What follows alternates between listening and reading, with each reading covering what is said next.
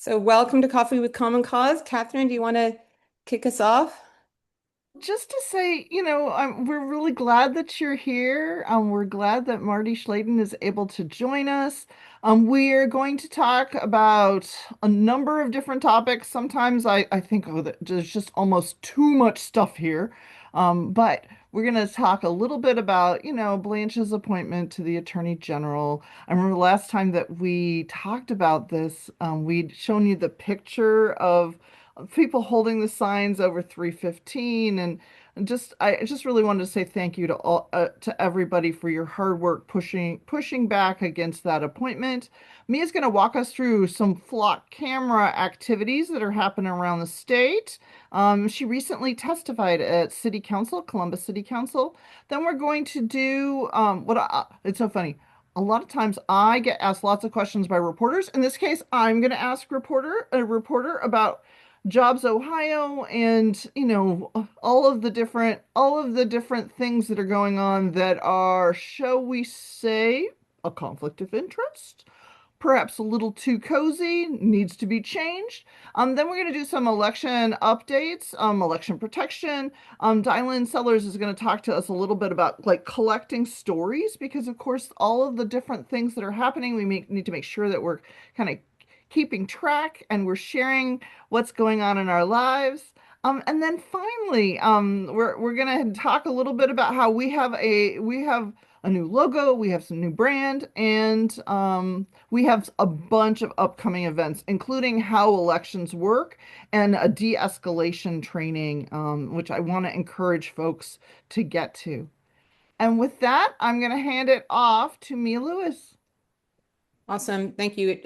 Really, this should be Catherine tooting her own horn here because Catherine went out in the blazing sun and at the very last minute before the nomination was, finalized and stood against Todd Blanche for Attorney General. And we just want to say thank you to everybody who emailed Husted and Moreno, who, took a stand. We tried. I think Common Cause was really, nationally kind of spearheading the anti Todd Blanche effort. And I think that there's no doubt that everybody kind of heard the message. This is not an appropriate person to be Attorney General, but unfortunately, we have the, yes men in the Senate. We are going to be keeping track of what he does. And Common Cause also nationally will be leading the charge really against, his corruption and his destruction of the Department of Justice. So just wanted to let you know about that and to say thank you because I know it's hard when you can see a loss coming, but you still fight, and people really did fight till the very last minute in this one. And then just about flock cameras, Catherine made this slide. You can ignore the pictures. There was this is happening all over the state. We're in Columbus, so we're telling you about Columbus, but this really is happening all over the state. Folks are really fighting back against flock cameras. And I think it's really interesting because it's a little bit like data centers. It's an issue that is uniting people on the right and the left. Um, you know, flock cameras, the technology exists. Somebody's profiting from the technology, therefore it's adopted. And people haven't yet really figured out, well, how does it work? How is the data shared? How is privacy protected? How do we stop individual policemen from, tracking their girlfriends or sharing information across states in inappropriate ways? And I think it's really interesting that quite a few areas in the state are beginning to say no to flock cameras. Cities like Dayton, Coshocton, Knox County, we just had Wyandotte County just banned flock cameras. And what some of these sheriffs are saying is, we fought crime before and we're going to continue to fight it, but we're going to fight it in a way that doesn't invade the privacy of our citizens. So just something to keep your eye on, and that I think is pretty interesting. There are some resources that we have that you'll get in a follow-up email with these slides. and with the recording. But it is an interesting issue. And if you are personally interested and you want to be connected to people in your area, I can't promise that I can find them, but I can certainly look and see if there are groups that are doing anti-flock organizing in your area. And this is Catherine is always in favor of a good political cartoon. So I put this one in there um, for your pleasure. And with that, I'm going to hand it over to Catherine. Well, I was really pleased when Marty Schladen said that he was able to join us today. I do want to introduce you to Marty. He is a reporter at the Ohio Capital Journal. He has been a reporter for many years, and was in Indiana and Texas. He did some business reporting, which I think really helps us consider when we read his articles, the connections between business and politics. And I just really appreciated the kind of digging and information that he provided during a recent article, which is why I reached out. And so, Marty, do you want to say a few words? And he is muted. If you're Oh, Okay. Marty, there we there, we go. go. There we go. Yep. I didn't realize I had self-muted. I'm really glad to be able to talk to you all today. I think that it's wonderful that you get involved in these issues before they become a fait accompli. Flock cameras being something that I don't know enough about. So, I'm really happy that you care enough to learn about the nitty-gritty. As we all know, especially when it comes to corruption, which I've done a lot of coverage of over the years. It's depressing and it's complicated, and sometimes it's easy to go, well, I know it's bad, but I don't really have the energy to delve into the details. Mhm. Well, with Jobs Ohio, I figured we'd start just giving people kind of the lay of the land. I think it's easy to forget exactly how Jobs Ohio started. 2011 at this point is a distance away. Can you tell us a little bit about what Jobs Ohio is? Well, it's an economic development agency, and I think that those functions used to be housed in the Department of Development and the Department of Commerce. Pretty common thing that I have very strong questions about this idea that if you give companies money, you're getting them to do anything that they weren't going to do anyway. This is particularly glaring with these data centers that Mhm. the richest people in the country are desperate to build. Why do they need our money to do it? Or football stadiums for that matter. But anyway, so then Kasich went a step further and he said, as Catherine pointed out to me, she was around at the time, they wanted to be able to move at the speed of business. And what that meant, and when I hear things like that, myself, I reach for my wallet. It just sounds like a con. And one of the things that they needed to do, they thought, was take all this money that had been coming from the state liquor franchise and basically give it to a private, quasi-private corporation to manage. And that meant that they were exempted from almost all state ethics and disclosure laws by this legal fiction that Jobs Ohio was a private corporation. It was a private corporation was created by the legislature. The governor appoints its board, and they were allowed to be the sole bidder on the state liquor franchise, and their bid was like way way below what the franchise was worth. So that's how we got to Jobs Ohio, this non-transparent group that had a bunch of what used to be the public's money to pass out to private businesses. So one of the things when I look back and I think about what happened with Jobs Ohio and its creation, I think back to the Progress Ohio versus Jobs Ohio, and how Progress Ohio was trying to actually stop it, essentially saying that our money, public revenue shouldn't be given to a private entity. It's actually against the Ohio Constitution. But they didn't actually have standing to stop it. And I wonder, if you could talk a little bit about like, well, what are the challenges? What are the challenges with this kind of quasi-governmental entity?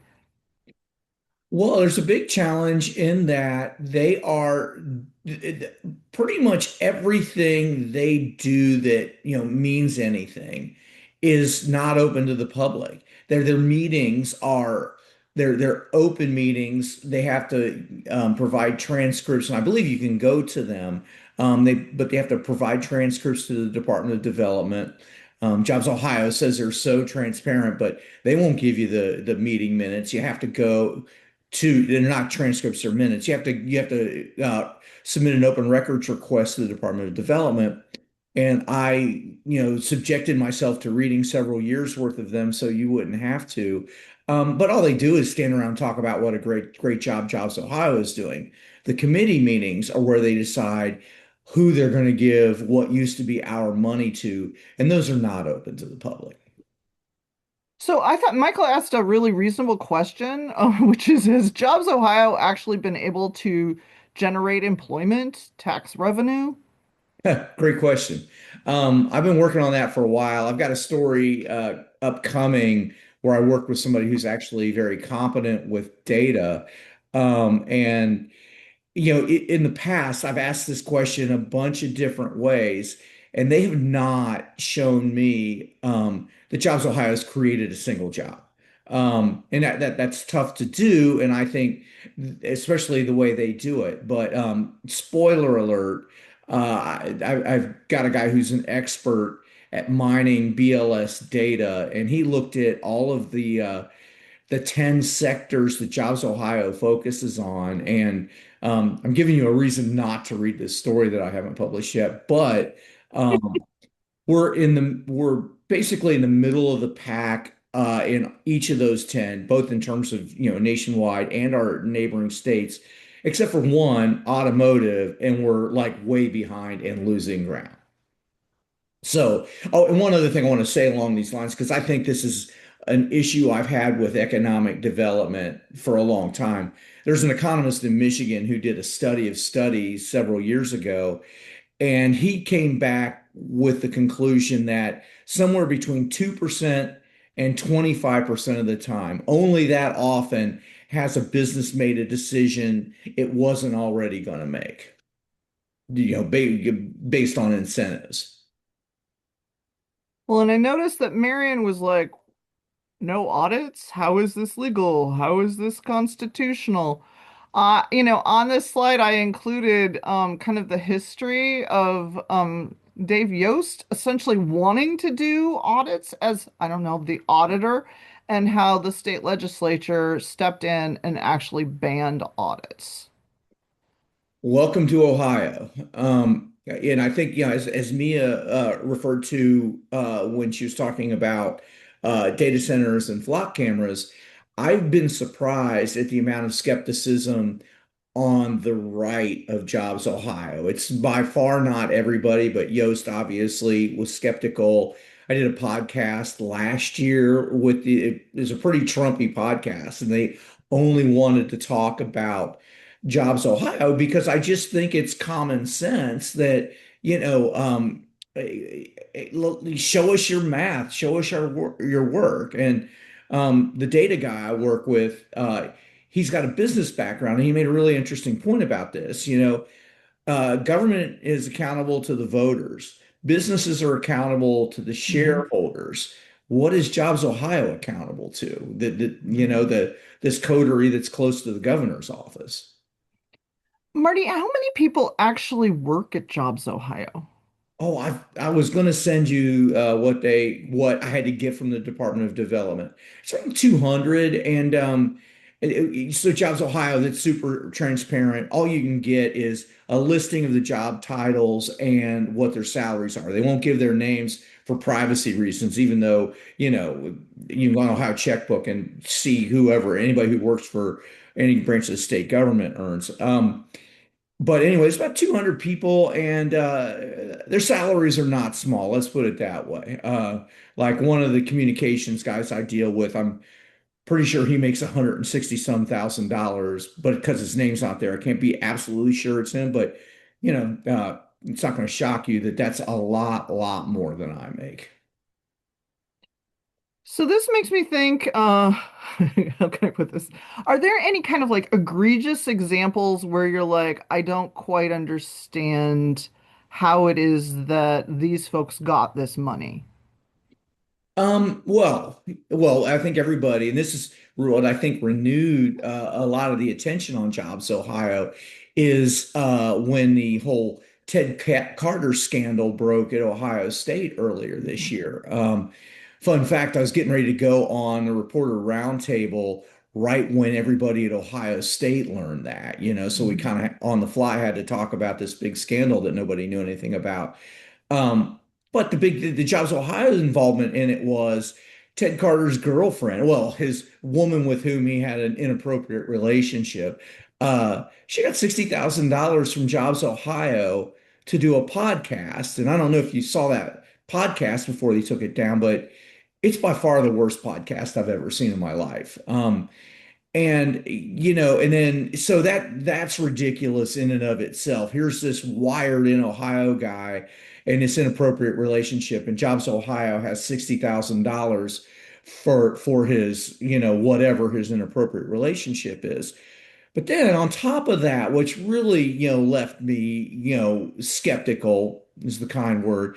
I asked their spokesman, Jobs Ohio spokesman, what other podcasts they'd financed, where they were, and how much was the level of financing. And they said they weren't going to give that to me because for of competitive reasons. They didn't want other states knowing their strategy. All of this stuff would be funny if it weren't basically our money. So this is the other question. How is it that, for example, Jobs Ohio gets away with saying it's all private money in the first place? Because they say so. I mean, I think a lot of people agree. A lot of people tell me it's absolutely illegal fiction. This money all used to be flowing into public coffers. And that it also, I think, belies Jobs Ohio's Mhm. claims that they're so transparent. They say this is private money from a private source. They don't say, like I mentioned earlier, that Jobs Ohio is a creation of the government. Its board's appointed by the government and it spends money that used to belong to the government. If they're really being transparent, they, at least try to clarify that. Well, I noticed that Laura said maybe she should apply for a grant for Jobs Ohio for her podcast. And I was like, her podcast at least is good. I thought that was just such an odd, such an odd thing. You had John Kasich coming out and saying, "Hey, this is mission creep." Not thinking about all of the other problems, but thinking about it as mission creep. I also think, it becomes really challenging to think about like, well, how it is that they make their decisions. Like, how is it that they are actually using our liquor franchise dollars, which was extended to 2053? And so I guess one of the questions that I had, how do they make their decisions and what do we know about their decision making? We know very little. They have a committee. I forget what they call it. The name of the committee is, Mhm. but there's a committee that makes recommendations to either the executive committee or to the executive committee, and all of that stuff is non-public. Mhm. So we don't know. And there have been several instances where it was shown that Jobs Ohio was giving money to corporations who had people who were on the Jobs Ohio board, or like WFMJ reported last year up in Youngstown, a guy who runs a regional entity that's run by Jobs Ohio. His business got $2 million from Jobs Ohio. Um, and I just want to say about Governor Kasich, he's not very prone to admitting that he might have done something that wasn't perfect. So, you made reference to Josh Rubin, but could you really lay out like how, the basically the conflict of interest a little bit? Sure. He is, I mean, just on its face, this is what interested me in that story in the first place. He's a Columbus mega lobbyist. He was Mike DeWine's campaign manager in 2000. He's been a close advisor ever since. And the timing of this, I think, is really important. In On December 18th, 2018, there was an infamous meeting at the Columbus Athletic Club where the two top First Energy executives met with Governor-elect DeWine and Lieutenant Governor-elect Husted and discussed whether Sam Randazzo would be appropriate to regulate these First Energy and the other utilities. Well, Josh Rubin was there. And he'd been a longtime DeWine advisor. He was also an advisor to the First Energy guys, and he became their lobbyist, like a couple of weeks after that meeting. And as we all know, Jones and Dowling drove down to Sam Randazzo's condo and negotiated a bribe. And that's sort of part of the origin story of House Bill 6. Mhm. Well, all this stuff goes to trial, and we find out all these things in that trial in early 2023. Well, in September 2023, Mike DeWine and I assume John Husted think it's appropriate to appoint a lobbyist with dozens of clients who is involved in all this other stuff to head up Jobs Ohio's board. There's just, I mean, to me, the potential conflicts just, glaringly obvious. Jobs Ohio exists to pass out money to private businesses. Josh Rubin's entire business is to get things for private business from the government and quasi-governmental agencies like Jobs Ohio. So, we have a couple questions that are about the liquor franchise and how that works. By liquor profits and liquor franchise, do you mean the taxes collected on all liquor sales? Does all this money go to Jobs Ohio or just a portion? So they're as a part of the deal, and I forget the details of this, as a part of the deal, some portion comes back to the state. But as evidence of how much less Jobs Ohio is paying for that or has paid for that lease. And there's another percentage I think that goes back to the Department of Commerce, I believe. But just as proof of how much less Jobs Ohio paid for that lease than it's worth is the difference has allowed Jobs Ohio to pass out more than $2 billion since it's Mm. existed. And that's been on a curve. It started very slowly, but that amount has, expanded rapidly in recent years. Well, here's another question that I think is interesting, which is the governor and others are talking about, basically the our business success. Does the data actually support that claim? No, the data that we're working on, and we haven't written this story yet, shows that we're in middle of pack at best. When CNBC, I don't know if you all saw my story, Mhm. but when CNBC, named Ohio the first state for business, I got on the phone with the reporter to ask what that really means. And despite all the crowing done by the governor and Jobs Ohio, what that really means is which states are best positioned to do the things that states' economic developers are selling states on. That sounds pretty circular. That's because it is. For example, you would think that good public education would be sort of central to, economic development and what you want to sell a state on. We've got a well-trained workforce. You want to send your kids here. We've got a good school system.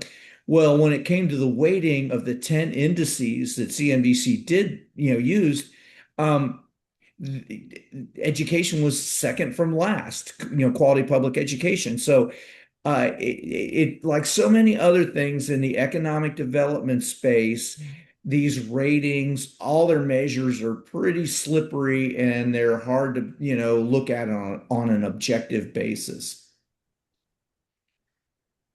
One of the things that I think we all, folks like us, knew going in is that if you have a lack of transparency, it's incredibly hard to have accountability.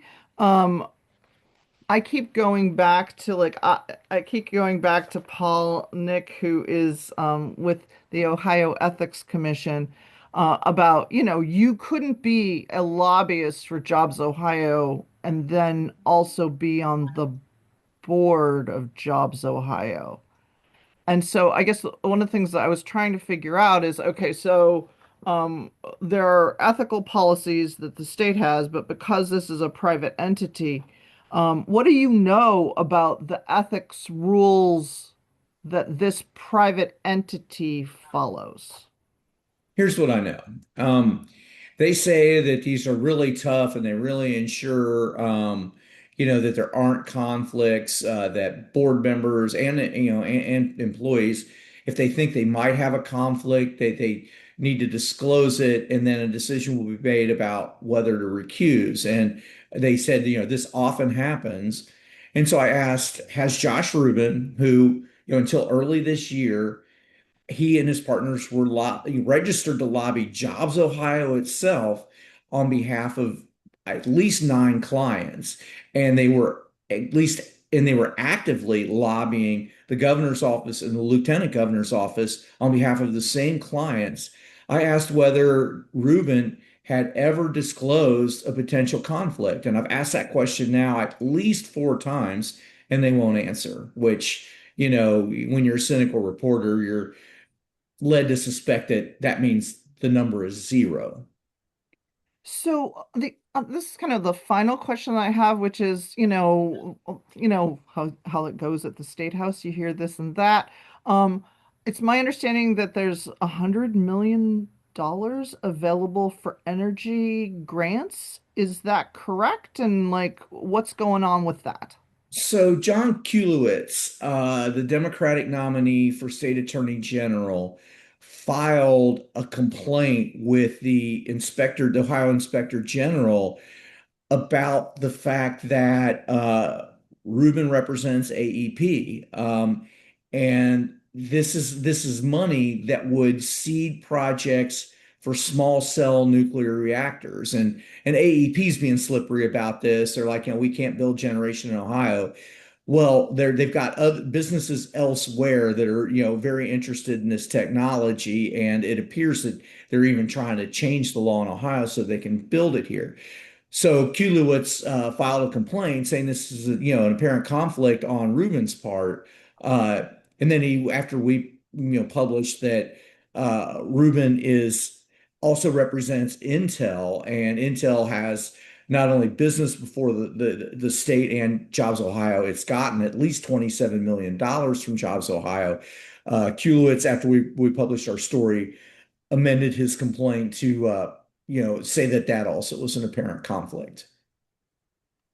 Well, I just really wanted to say thank you. But before you go, I wanted to be sure, are there things that you wanted to share that you think that we should read or th things that we should explore? Um, I would just encourage you to keep being the people you are and take the trouble to read these dense stories, because if you don't do it and don't talk to your neighbors about it, so many of them are just not going to have any ideas. So, I just, be good citizens like you already have been.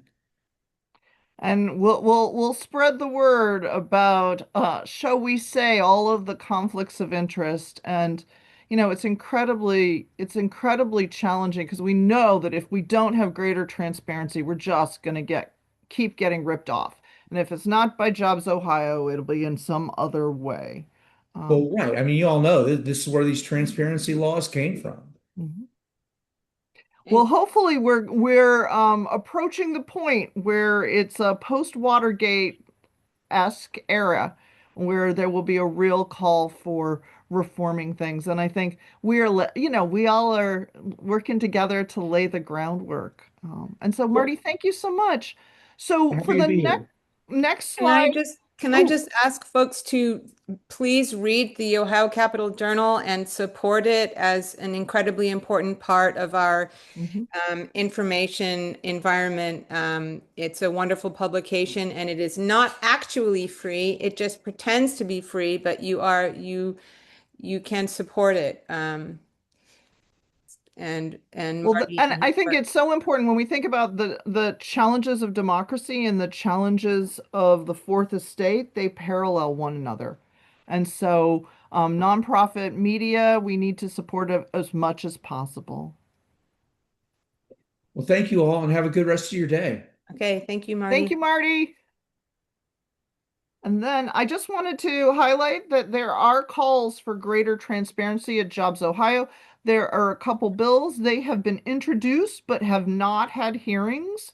But they essentially call for the auditor to conduct audits, which seems so obvious. They call for, an opportunity for the state and the House members to actually hear from Jobs Ohio and testify and get asked, an opportunity to ask him, her some questions. And then the other thing that I think is important is that the Senate version of that legislation actually calls for Jobs Ohio to follow sunshine law. So, in other words, open meeting and open records law. And so those are both bills that are worth looking at, and to have conversations. We're in that time period. We're talking to candidates, and we're, have if you have an opportunity to see or talk to a member of the House or Senate, these are things to talk about. Where are you on the bills that create greater transparency on Jobs Ohio? And then the next slide has to do with reform proposals that were announced yesterday. I did want just wanted to highlight, it's worth taking some time to examine Amy Acton's proposals. She is operating from of thinking about this as an executive order. And so, just requiring greater disclosure from state contractors, and so this would be about dark money.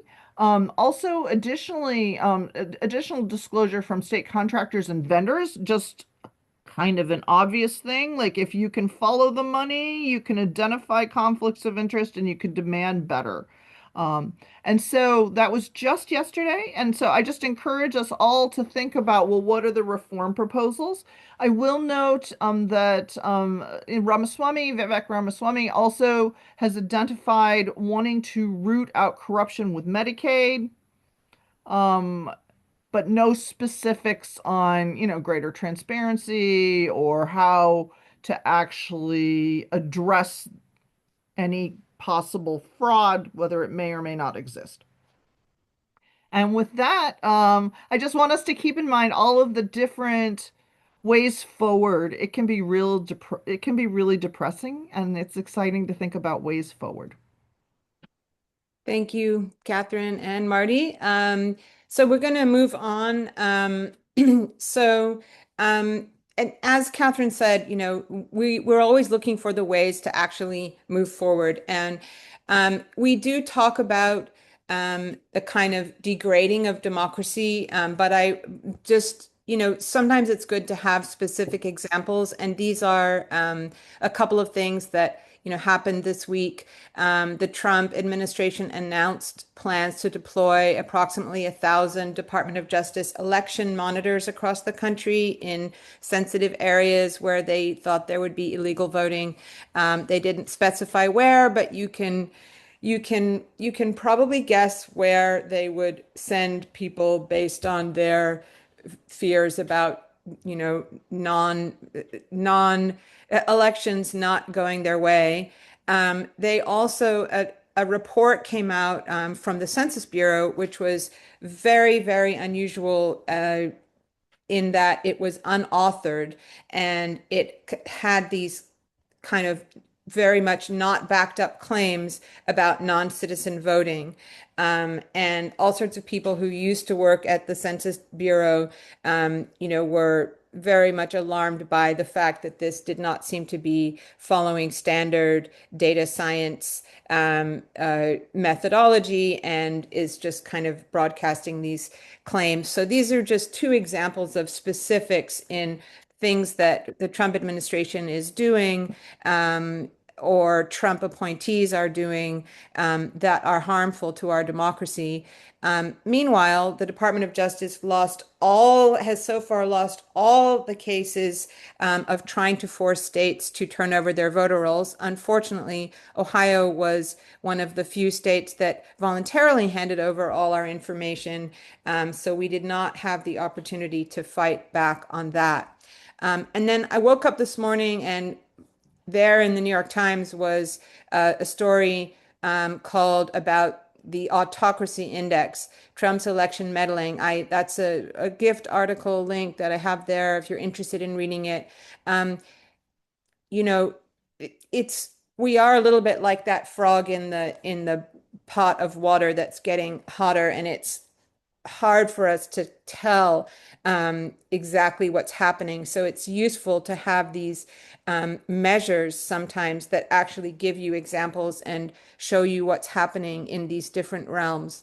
And so there's one way that you can kind of take a look at those specifics. But as far as pushing back, I think Kelly's going to tell us a little bit about that. Yes, we spend a month between check-ins, and so I don't even know, we could go on for hours and hours about all of the misleading reports and the strange data and curated information from the Trump administration. But there are real consequences, and it's nice when local municipalities, counties push back on federal restrictions really that are just completely unfounded. But in the latest case, the Trump administration's Department of Homeland Security, has been threatening local municipalities, counties, election administrators from withholding anti-terrorism grants and a percentage of that to put pressure on states to comply with. Really comes down to the inspection for citizens on voter rolls and also as poll workers. Strange election procedures that it wants to put in place. And so there are local communities. There's a handful of local communities in this legal case, including the city of Columbus, taking DHS to federal court, arguing it violates the Constitution, jeopardizes public safety, and puts our elections at risk. And so it was nice. There's a quote in there. Work is being done with the Brennan Center, and it was nice to see the Columbus City Attorney Zach Klein come out with a statement, really just talking about the reasons that local municipalities are pushing back and holding this administration to task when it comes to just blatant violations of constitutional norms, really. So good to see. So we know we have our work cut out for us. Next slide, me up. We know we have our work cut out for us, and we are going to continue to beat this drum. There are many ways. There are many ways that we can spend time pushing back against this, and they are many of the common ways we've been doing it for years. We just need to be louder, perhaps this time to drown out a lot of the disinformation. But it comes down to very practical things like encouraging our networks to check their voter registration. There are multiple ways in our resources that we shared, and then we'll follow up with simple, clicks to double check your registration, your friends and family's registration. There are significant credentialing and verification checks that are happening around this time of the year. And so just good due diligence to check voter registration. We also are going to continue to put the plug out there for poll workers. This is the signups for this need to happen in this next month or so folks can get trained with their county boards of elections, learn the election procedures for their roles, and then participate in that way.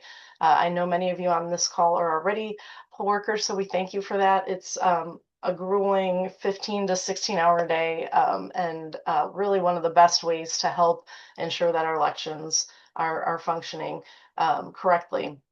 So thank you for that. We also are continuing our election protection recruitment right now. So protectthevote.net is Oh, I'm looking up through the questions. Marty had a question. Would court cases have to be filed at the municipal level or could it be in the county level? Um, Thanks, Mia.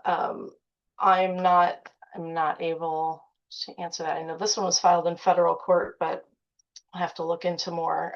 The way they ping pong back and forth to all the courts completely befuddles me constantly, but it is it is a whole process. But for our election protection, protectthevote.net is the go-to place where you can sign up. Once you sign up there, you will start receiving information from us with dates and times and locations of all the trainings. We do have a welcome call tonight, which we'll go over.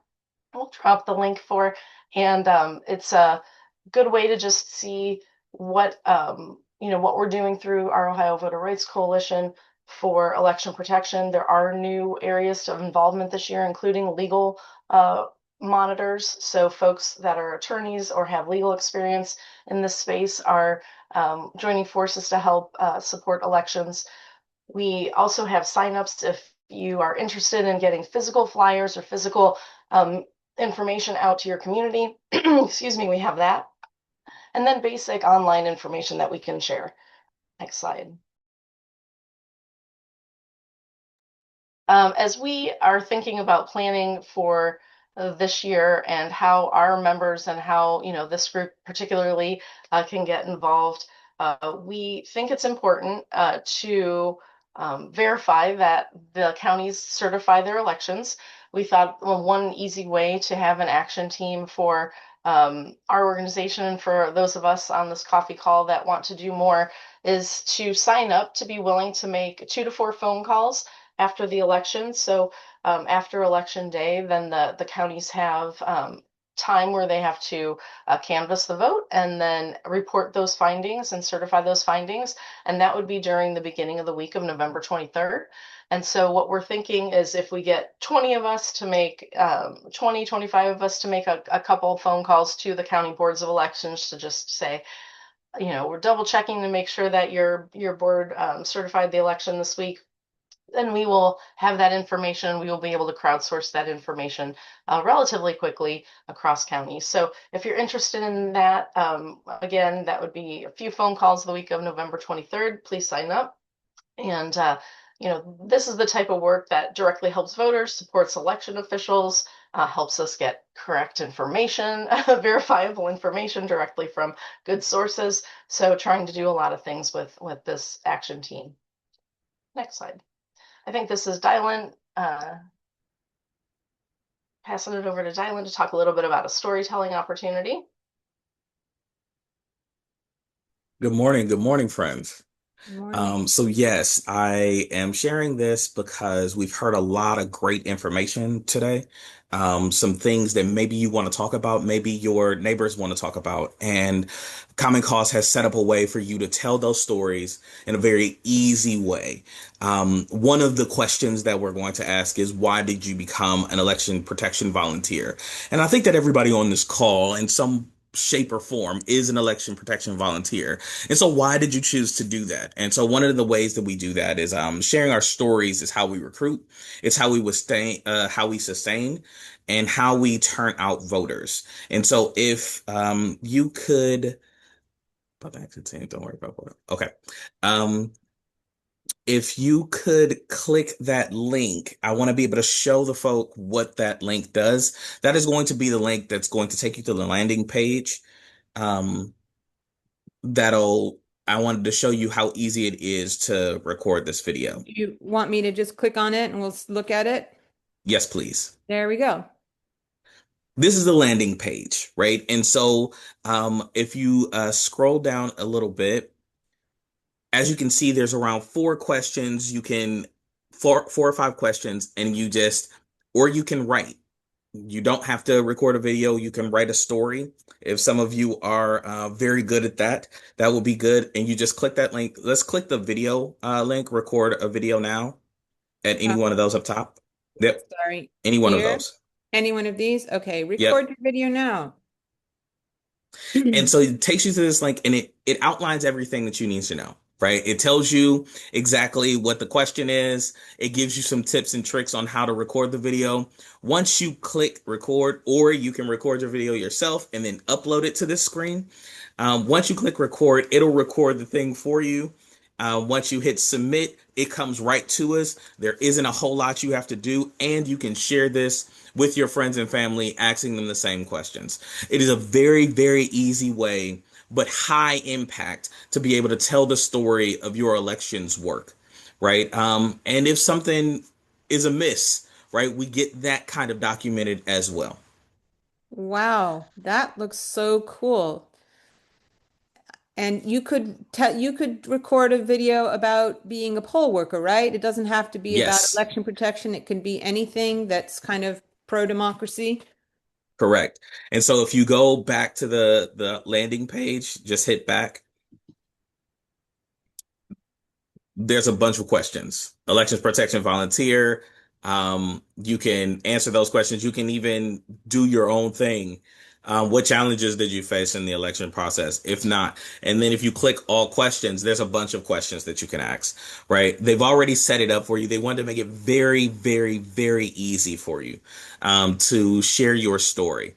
And so that website is stories.commoncause.org. It'll take you straight to this page. It is our landing page. It's all very secure. All of that media comes right to us, and it's already branded. You don't have to worry about anything. Just record your video, and share your story. Wow, that is super cool. Look at all these examples. That is super cool. All right. Thank you so much. I'm going to go back to our slides. And I think, Kelly, are you? Yep. That I'm excited by that storytelling technology, because we have tried for years to try and collect stories, and I am not a videographer for sure.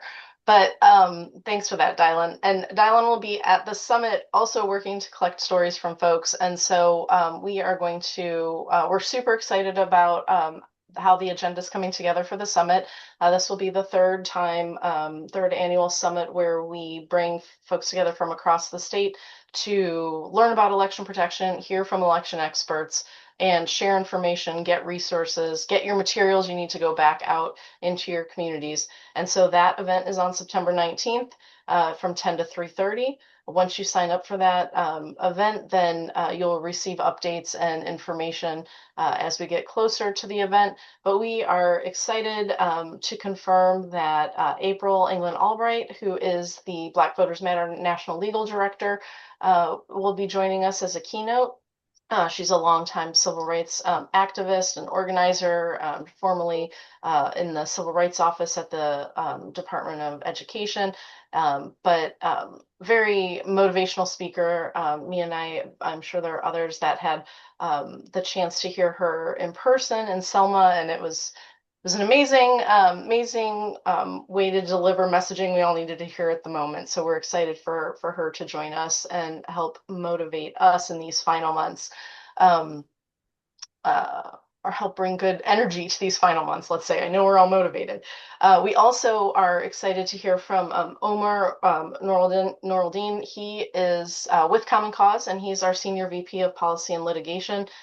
He was formerly also in a civil rights position with the Department of Justice in a previous administration, and brings a ton of experience and knowledge and advocacy to his work now with Common Cause. We're putting together a panel with local election officials so you can hear directly from the source. Again, doing our best to bring good information to everyone so we're all equipped and ready to go for the summit. So encourage you to consider signing up. We are accepting RSVPs now, and space is filling. And so if you're interested, please get on that list. I'll drop that note. Thanks. We also have an election protection call I mentioned coming up tonight. This welcome call is a quick 30-minute call of information, of just covering the basics of what we're doing this year for election protection and how folks can take the next step in terms of poll monitoring, being outside and helping support voters outside of voting locations, peacekeepers, de-escalation trainings. As you can see, we're holding a few in-person de-escalation trainings, one in Cincinnati, one in Cleveland, and then we'll also be doing a training session for peacekeepers and de-escalation techniques at the summit. All of our trainings can be found at a Mobilize link. We are trying to get ourselves organized, and we can have one link, one-stop shop for all of the events coming up. We're also working with our 8 regional leads across the state who are holding their own events and putting together local opportunities. And so those are being posted as we're able. And again, as I mentioned, we have a new legal monitor program for folks with legal experience, attorneys that want to be involved in this space and do it with a little different lens. So thanks, Mia. Next slide. And then as a good reminder, we will share the information. We have different toolkits coming out. It's still a little bit early for some of the dates for election information, but we are encouraging you to share within your networks the election protection, just the basic landing page, the 866ourvote.org landing page has information for upcoming elections in our state. Folks can find all the information they need there, but they also have really cool ways to call, text, use WhatsApp, Facebook. There's, a half a dozen ways that someone with a question about voting can get information from experienced folks that have been dealing with answering these questions for years. So we encourage everyone to promote this as a resource and use it as a resource as needed.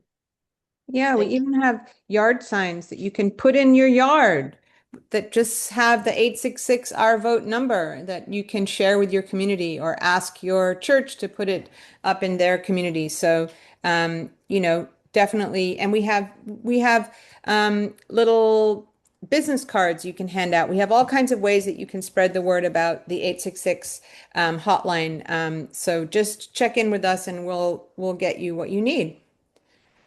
Yay. All right. Well, we're almost done here. I just wanted to let you guys know, you might have seen this from Common Cause National.